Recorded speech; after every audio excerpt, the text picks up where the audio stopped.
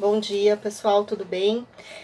Espero que, diante de tudo que está acontecendo, vocês estejam conseguindo lidar com as situações, mesmo sabendo que não está sendo fácil. Gostaria de agradecer todo mundo pelo sentimento de solidariedade que vocês, desde o início, já manifestaram em relação, né, aos professores, aos colegas.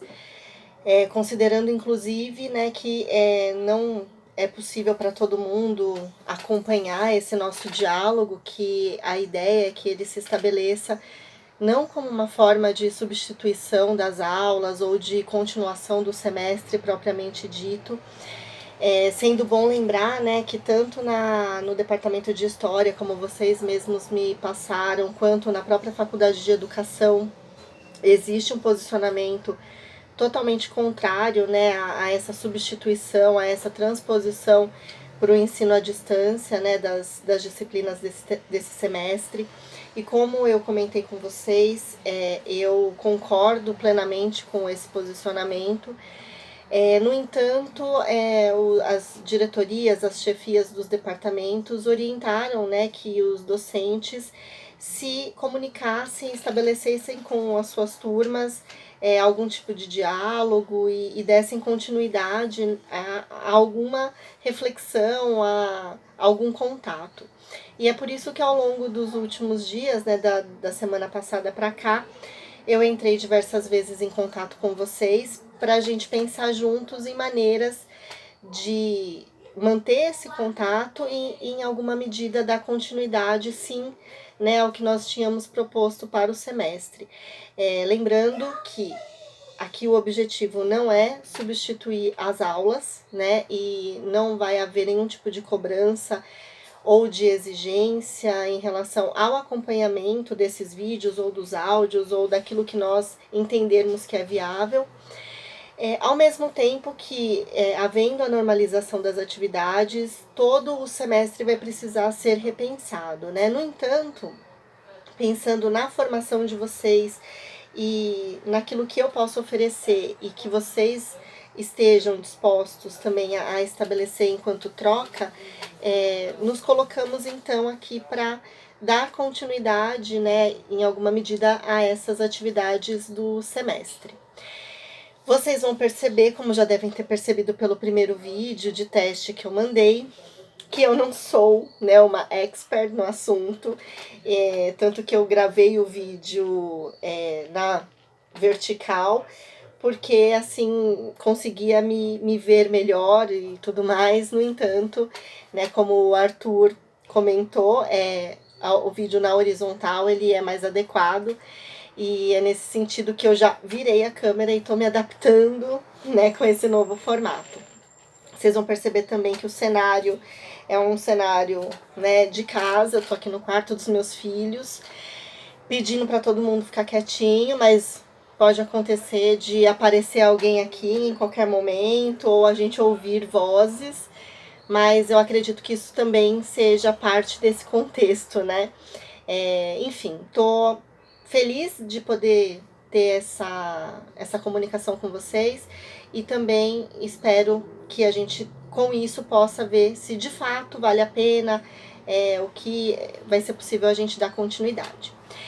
E seguindo, né, o programa, a gente estaria na terceira aula, né, a aula que previa como tema as sequências didáticas ou os planos de ensino, que inicialmente, né, era uma das atividades avaliativas que vocês teriam nesse semestre. Então, assim, aproveitando já, a gente não precisa se preocupar nesse momento com a realização dessas atividades, com prazos que evidentemente vão precisar ser revistos. Eu sei que alguns de vocês que entraram em contato, né, particularmente comigo, têm o interesse de antecipar o quanto antes, aproveitando esse momento, né, todas essas atividades. E eu recomendo que sim, o façam, né, se for possível, mas na medida daquilo que vocês acharem que dá para fazer. Então eu não vou fazer nenhum tipo de cobrança. No entanto, o plano de ensino que poderia ser, né, a minha recomendação era que ele fosse em grupo. E depois, diante da situação, a gente pensou na possibilidade de individualizar essa atividade, acredito que seja algo essencial para a formação de um professor, de uma professora, de qualquer disciplina, e no nosso caso a gente vai pensar especialmente na disciplina de História. Então, o que eu gostaria era de dizer que, dentre, né, as aulas dessa programação, desse cronograma do semestre, essa é uma que pensa a prática, né, como ponto essencial, e que é muito legal que vocês tenham, né, como ponto de reflexão, de execução, né, na verdade, o plano de ensino, como a gente vai conversar um pouco hoje, ele é pensado no ideal, né, que a gente sabe que é muito diferente da prática, mas é algo que faz parte do cotidiano, né, do dia a dia do trabalho dos professores. E quanto mais isso for exercitado, muito melhor, inclusive porque vão surgir dúvidas, vão surgir propostas e assim por diante, né? Então, essa é uma aula que eu acho essencial, pensando na metodologia do ensino de História, e é nesse sentido também que eu recomendei um texto que vocês receberam já no e-mail anterior, que é um texto bem curtinho da Isabel Barca, que tem como título, né, Aula Oficina do Projeto A Avaliação. É um texto do ano de 2004 que foi apresentado durante um evento, né? E, enfim, quero saber da opinião de vocês sobre o texto da Isabel Barca. Eu mesma tenho considerações a respeito dele, tô com ele aqui também. É um texto de 5 páginas, né? E ele tem alguns problemas, assim, do meu ponto de vista, mas quero saber também do ponto de vista de vocês. No entanto, por que a escolha desse texto, né? Bom, em primeiro lugar, ele já era um texto recomendado pela professora Gislane, que é uma das professoras da área da metodologia do ensino de História, que foi quem me recepcionou lá na Faculdade de Educação e enfim, né, gostaria, né, e tive essa oportunidade de compartilhar com ela algumas ideias e, inclusive, de reproduzir alguns dos textos do programa dela no meu programa, e esse é um deles, né? E por quê? Né? A Isabel Barca, ela é uma autora muito importante para a educação histórica, e eu vou colocar, inclusive, para vocês como texto complementar uma entrevista que foi feita com ela aqui no Brasil, por ocasião de um evento em que ela participou, e ela conta um pouco da trajetória, né, de vida dela. Ela é uma das grandes referências quando a gente fala do ensino de História, então acho que vale muito a pena a gente conhecer, né, um pouco mais sobre esse trabalho. E boa parte das reflexões dela giram em torno dessa proposta da aula oficina, né, que eu vou falar um pouquinho mais adiante. Mas assim, só para a gente ter uma noção de quem que é a Isabel Barca, né, ela é uma autora portuguesa que tem a sua formação, né, e tem a sua trajetória em muita consonância com os acontecimentos políticos de Portugal. Enfim, o momento da formação dela se dá num momento de abertura política, mas em que, justamente pelo período anterior, não havia condições, né, de uma formação aprofundada nessa área, porque não havia profissionais, né, que tinham essa formação antecipada e que poderiam ser multiplicadores, né, que poderiam ser os professores dessa geração que se formava então. E foi por isso que a Isabel Barca desenvolveu tanto o mestrado quanto o doutorado fora de Portugal.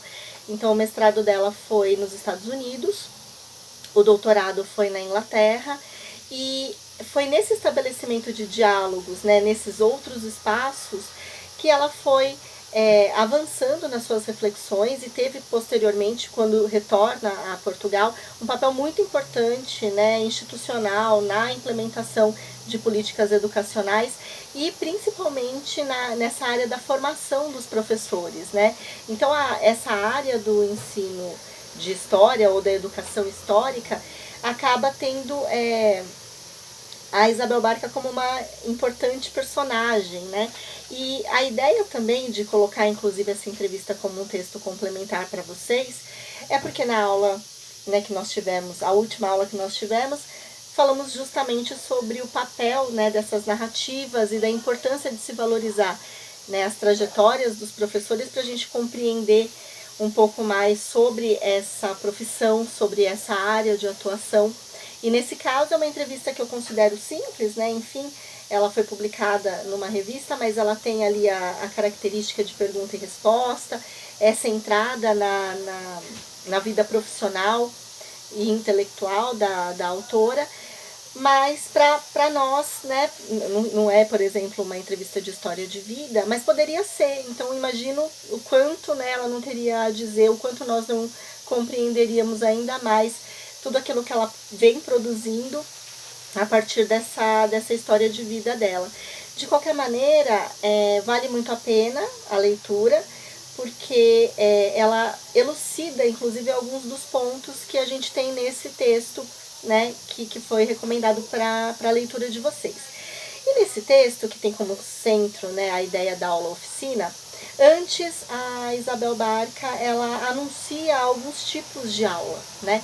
E eu, até para não esgotar a nossa discussão, que eu espero que seja, que tenha essa continuidade, né, eu vou elencar, né, indicar alguns pontos que eu acho importantes que estão nesse texto. Bom, então ela, né, organiza ali 3 tipos possíveis de aula, começando com a aula conferência, né, esse modelo de aula que pra gente que está na universidade é muito comum, né, inclusive eu acho que a gente gosta bastante. Então, quando tem uma conferência, uma palestra, né, esse tipo de aula, de apresentação, nos agrada, faz parte da nossa formação. Mas há que se considerar que é um tipo de apresentação que está centrado na figura do professor, dessa pessoa que está apresentando as suas ideias, né, que está sendo, inclusive, convocada a falar justamente por ter o domínio de um determinado assunto, de uma determinada área de conhecimento, e por isso a sua apresentação, né, ela tem um começo, meio e fim, e ela não necessariamente pressupõe uma interlocução, um diálogo com o público. Faz parte da nossa formação e é muito específico desse cotidiano, né, e desse diálogo que a gente acaba estabelecendo sem que a gente esteja de fato conversando, né? Então, a gente comunica essas aulas com as nossas leituras, com as nossas discussões em outros âmbitos, mas a aula em si, ela é essa conferência. E é claro que, apesar da gente poder gostar muito, eu gosto, né, admito, mas eu também admito que mesmo nas aulas conferências, mesmo sendo um trabalho ali de profissionais que tem, né, todo um suporte e um embasamento teórico, também pode não ser tão bacana. Por exemplo, eu participei de um evento no ano passado, em que era um evento sobre estudos de gênero, em que a conferência final ia ser proferida por uma pessoa muito interessante, com um trabalho bem bacana, e a conferência, né, era uma expectativa, existia uma expectativa muito grande, e quando assisti, assim, eu confesso que eu me decepcionei muito. Por quê? Porque foi uma conferência de 1 hora, até um pouco mais, e inteiramente lida, né? O que também não é um problema. O profissional, o intelectual, a pessoa que está ali se apresentando, ela escolhe, né? Ela opta a forma como ela vai se apresentar. Mas ali, como público, pensei, né, no quanto aquele brilhantismo e toda aquela ideia original que estava sendo discutida, estava sendo colocada num formato tão padronizado, tão tradicional, que era até contrastante, né, naquele caso, com isso. E de alguma maneira, talvez não tenha agradado tanto o público, né, que a aula conferência, ela não necessariamente precisa desse respaldo, mas é para que a gente pense que mesmo nesse ambiente a gente pode se deparar com situações variadas, né? Ainda pensando na nossa experiência e no nosso cotidiano universitário, a Isabel Barca propõe, né, a segunda categoria aí de aula, o segundo modelo, que seriam as aulas colóquio. A aula colóquio talvez seja a aula que a gente normalmente tem na universidade, né, que ainda que centrada nessa figura do professor que detém ali um domínio né, do assunto, um repertório bibliográfico e teórico a respeito do tema, né, e da disciplina que normalmente nós estamos cursando, a gente acredita, né, na importância do diálogo. Pessoal, percebo aqui